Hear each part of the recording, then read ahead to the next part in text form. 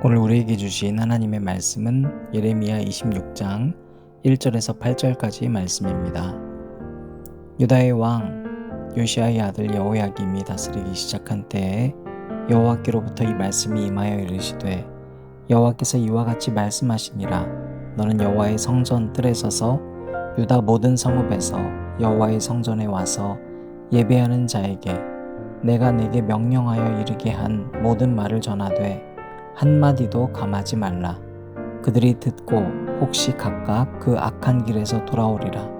그리하면 내가 그들의 악행으로 말미암아 그들에게 재앙을 내리려 하던 뜻을 돌이키리라. 너는 그들에게 이와 같이 이르라. 여호와의 말씀에 너희가 나를 순종하라고 하였으나 너희는 순종하지 아니하였느니라. 내가 이 성전을 실로같이 되게 하고 이 성을 세계 모든 민족의 저주거리가 되게 하리라 하셨느니라. 예레미야가 여호와의 성전에서 이 말을 하매 제사장들과 선지자들과 모든 백성이 듣더라. 예레미야가 여호와께서 명령하신 말씀을 모든 백성에게 전하기를 마침에 제사장들과 선지자들과 모든 백성이 그를 붙잡고 이르되 내가 반드시 죽어야 하리라. 아멘.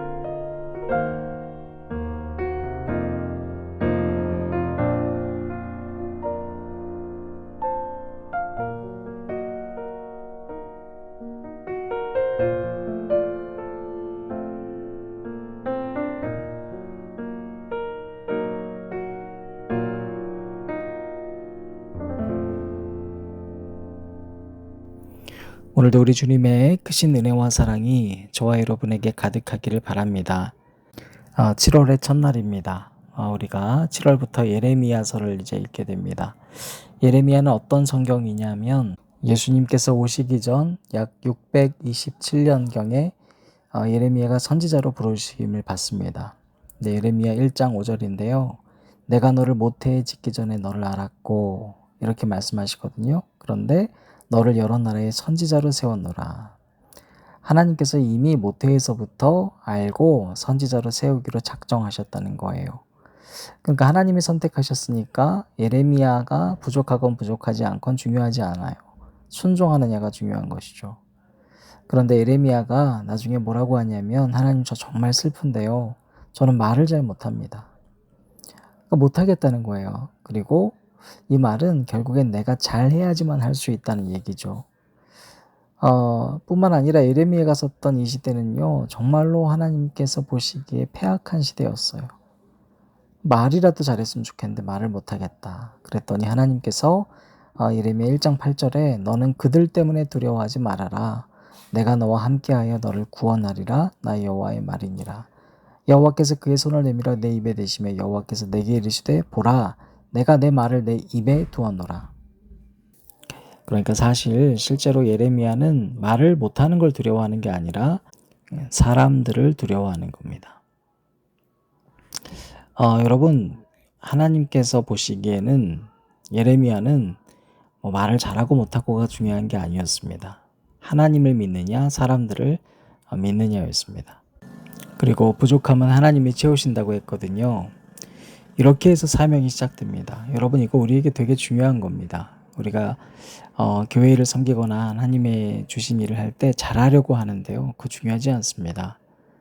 주어진 대로 하는 게 중요한 겁니다. 마찬가지로 여러분 다른 사람들 일 평가할 때 잘하는 거 기준으로 평가하시면 안 됩니다. 잘하는 사람만 세우려고 해서는 안 됩니다. 하나님이 주신 사람과 함께 하는 겁니다. 그때 하나님의 능력이 있는 거예요. 자, 그리고 오늘 말씀 여호야김이 다스리기 시작한 이때에 말씀이 임했습니다. 자, 여호야김이 통치할 때는 가장 위기의 순간이었습니다. 그러나 그때 하나님의 말씀이 임했어요. 여러분, 하나님은 언제나 이렇게 말씀을 주십니다. 척소한들 목사님이 이 말씀을 가지고 이렇게 얘기하셨어요. 하나님은 어떤 때에만 다스리시는 것이 아니라 언제나 다스리신다. 그래서 우리가 꼭 기억해야 되는 것이죠.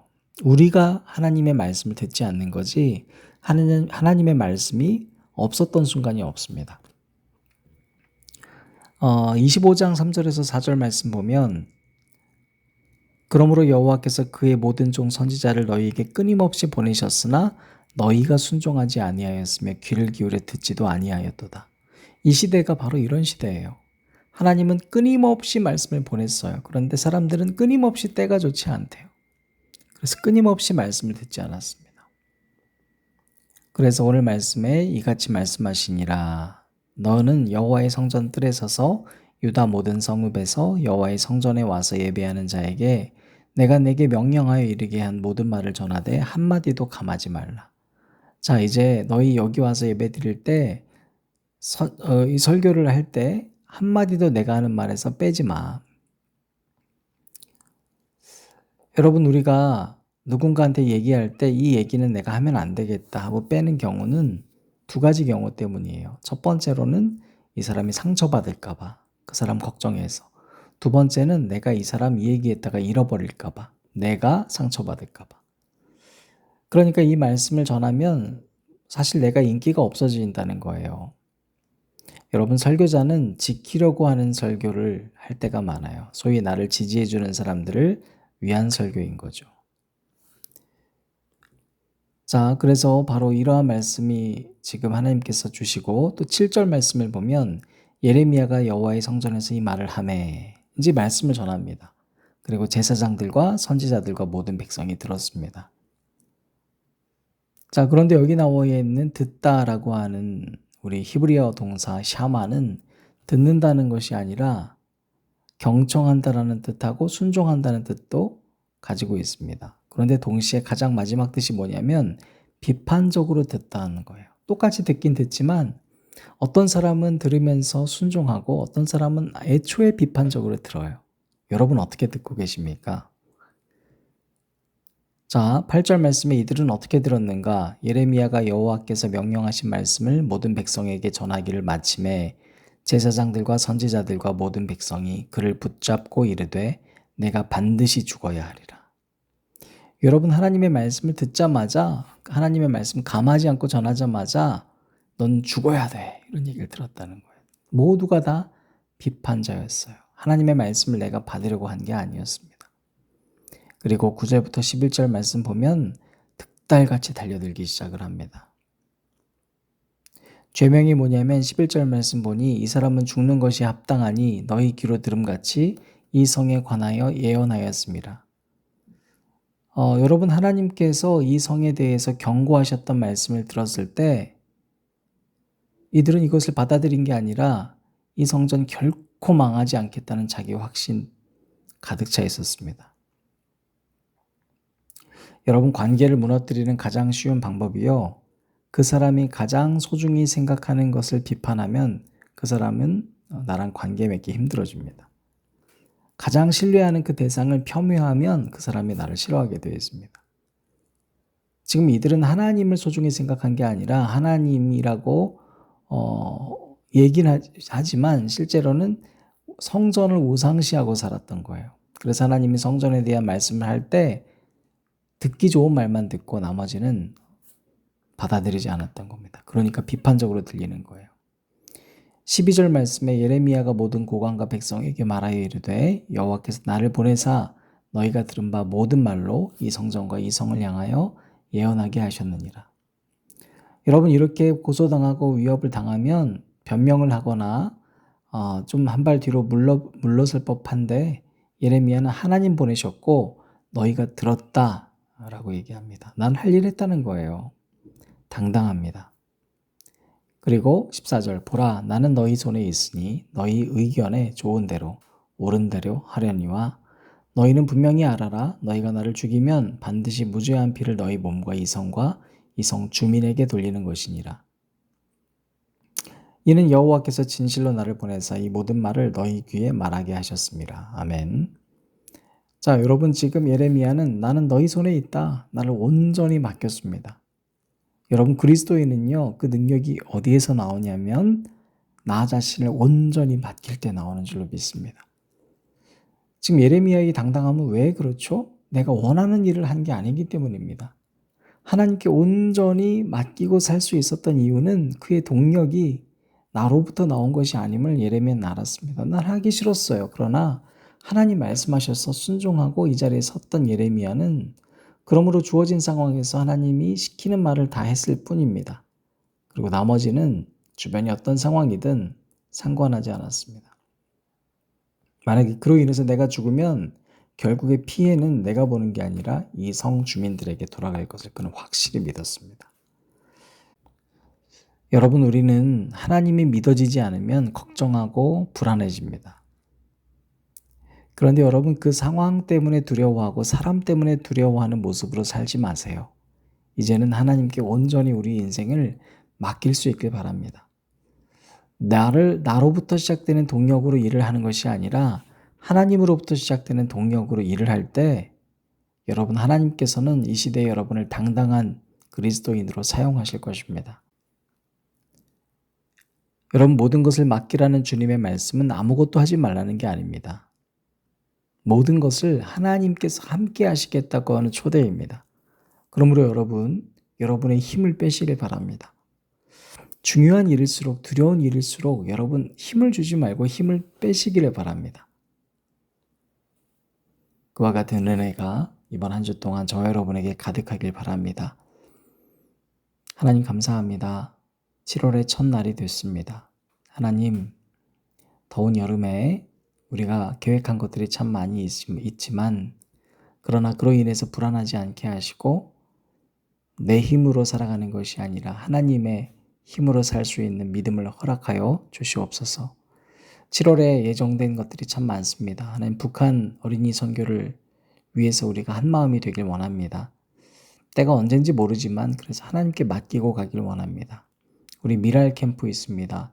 미국이라는 먼 땅을 향해 가는 우리 선교팀들 주님 축복하시고 그곳에서 일어나는 모든 예배들 그리고 모든 일정들이 주님 은혜 가운데 합력하여 선을 이루게 하여 주옵소서.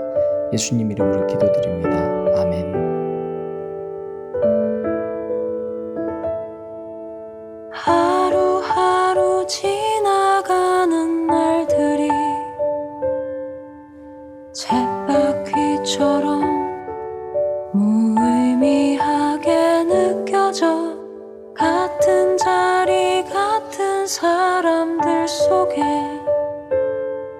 내 믿음은 어디 있나. 참 특별한 것 같던 나이 지나고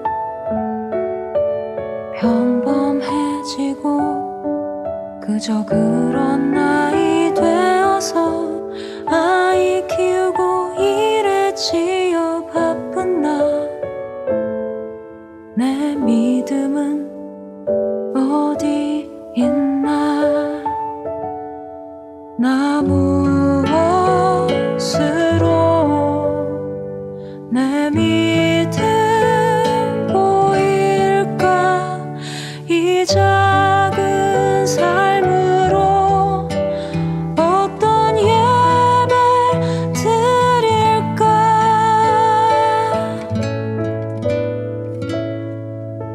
고단했던 하루 일을 마치고 아이를 재우고 밀린 집안일을 마치고 피곤하고 늦은 밤에 잠들지 못하네. 내 믿음은 어디 있나.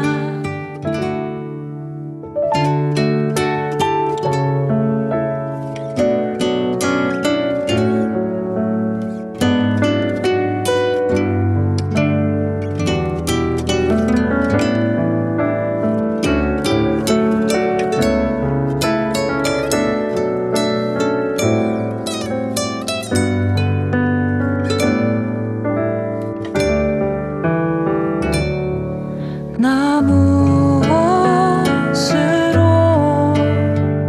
내 믿음 보일까.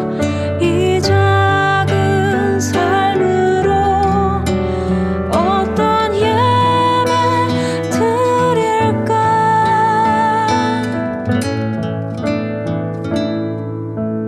별다를 것 없는 하루를 보내고 또 별다를 것 없는 그저 그런 내일이겠지. 피곤하고 늦은 밤에 잠들지 못하네. 내 믿음은 어디 있나. 피곤하고 늦은 밤에 잠들지 못하네. 내 믿음은 어디 있나.